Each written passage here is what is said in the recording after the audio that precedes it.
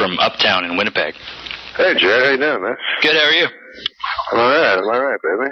I heard you're in your old stomping grounds there in Ontario. Yeah. What's that like?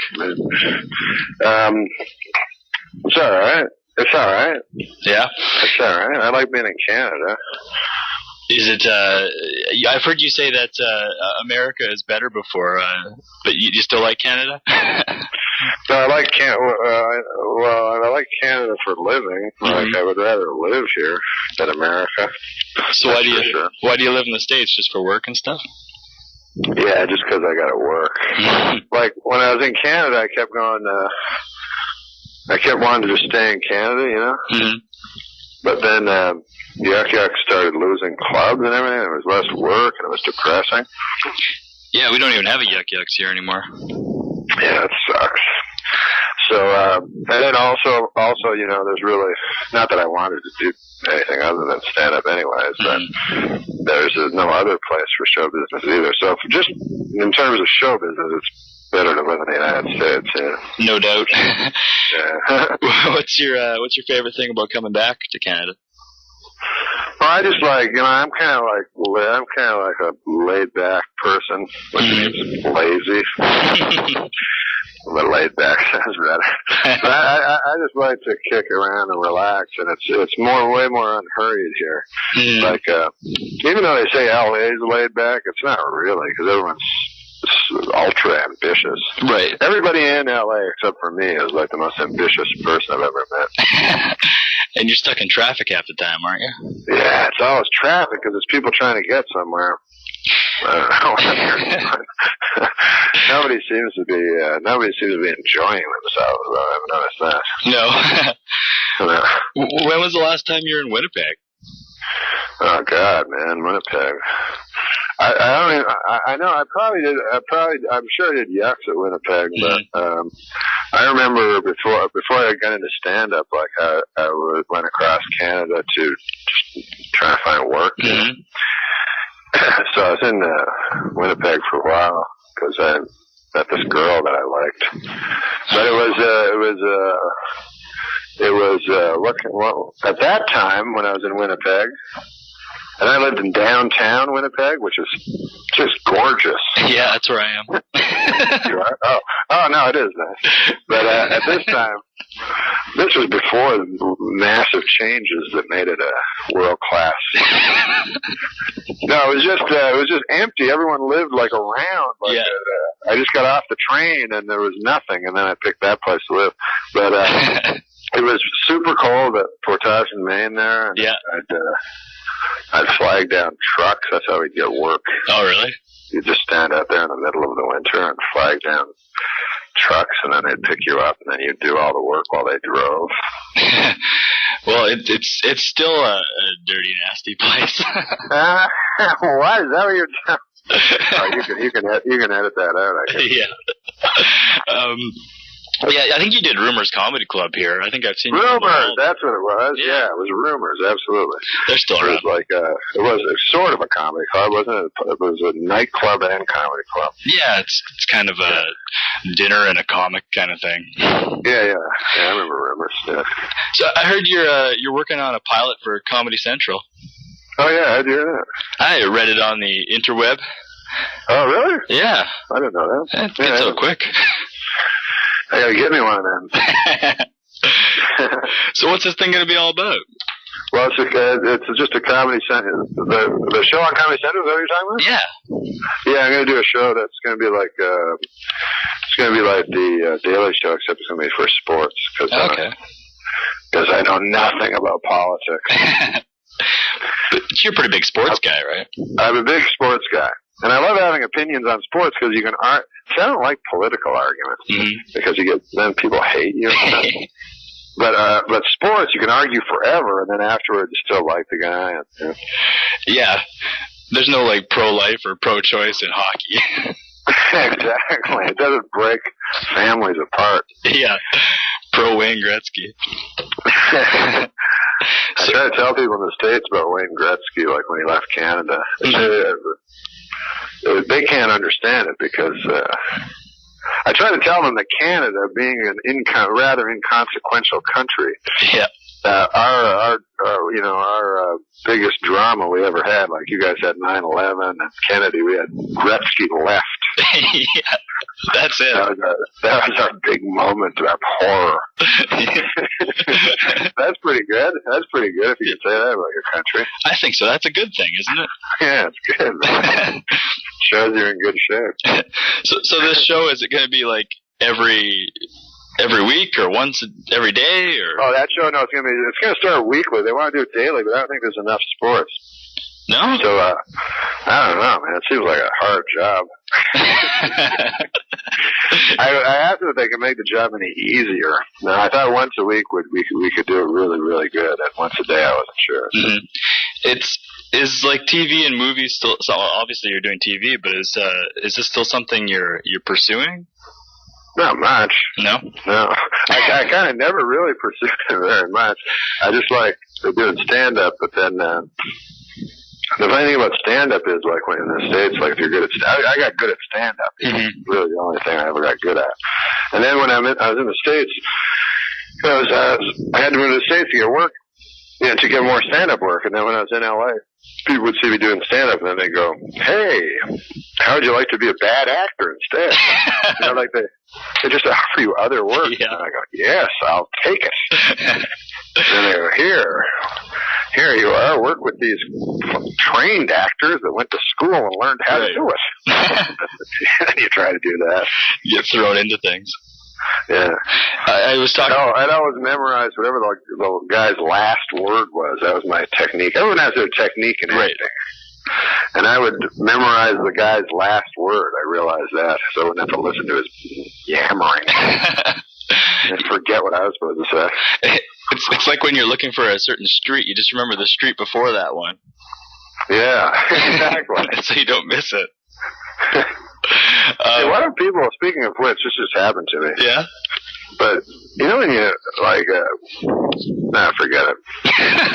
Come on now. I don't know if this happens to everybody, but where I live, right, a guy drove by, he said, "Hey, do you know how to get to the Ralph's?" Right? So I'm explaining to the guy, It's real complicated. Like, you know, you go to this, then you turn left, then you turn right again, and then you'll see it. He goes, "Okay," just drives away. Right. Like, aren't they supposed to thank you?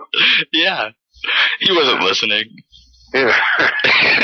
It got too hard for him. Yeah. Sometimes, though, if I don't know, I'll just make it up. I do admit that. Yeah. Just send them on a wild I'll say a big, long thing, and then I'll quickly dart onto a side street in case the guy comes looking for me. I was talking to Jeremy Hotz. You know Jeremy Hotz, right? Yeah, I love Jeremy. He started he started before I did. But yeah. Yeah. You guys are both from Ottawa. Yeah, he's a great guy. Yeah, and he was talking about how, I think you've said this in the past too, I might have read in an interview, about how all you Canadian comics got all good and kind of off they're kind of a little bit weird too, because that's all there was to do was stand up. Yeah, it was true, yeah. But I think that actually that made us better stand-ups because I personally, I don't know about other guys, but I had no ambition beyond stand-up at all because there was, like Jeremy was alluding to, there's no television or movies or anything that, like I realized when I went to the States, everybody else was doing stand-up as a kind of a springboard to get to something else, Right. As a way to be seen.